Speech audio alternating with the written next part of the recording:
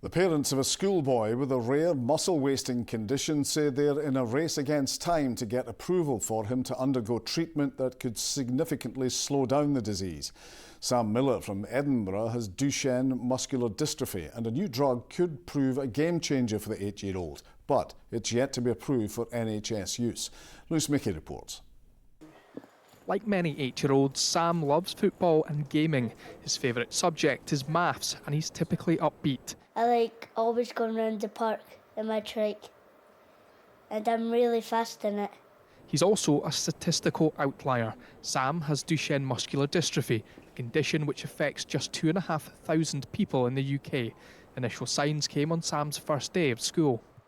He had fell and hit the marble flooring.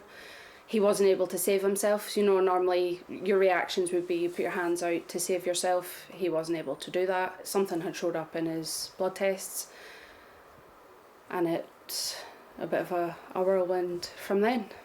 Duchenne is a rare progressive muscle wasting condition which usually affects boys. Eventually patients can lose use of their arms and legs, and later it affects their heart and lungs.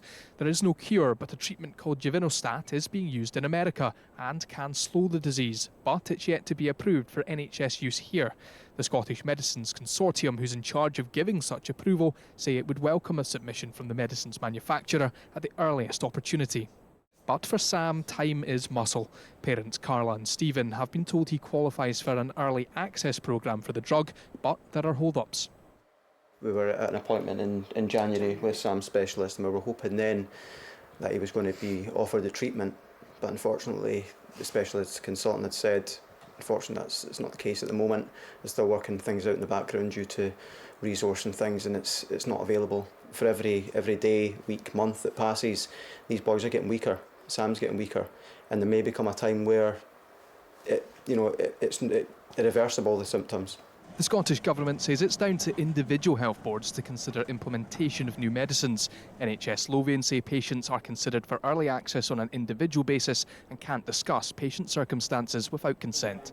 If his friends are doing something that he wants to do, but he physically can't do it, he's like, oh, I would really like to do that, Mum. And I'm like, well, you can try. You know, you can always try, and he will always try.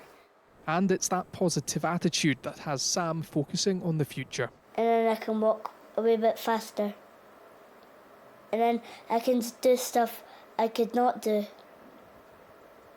And then that's going to be good for me. Lewis Mickey, STV News, Edinburgh.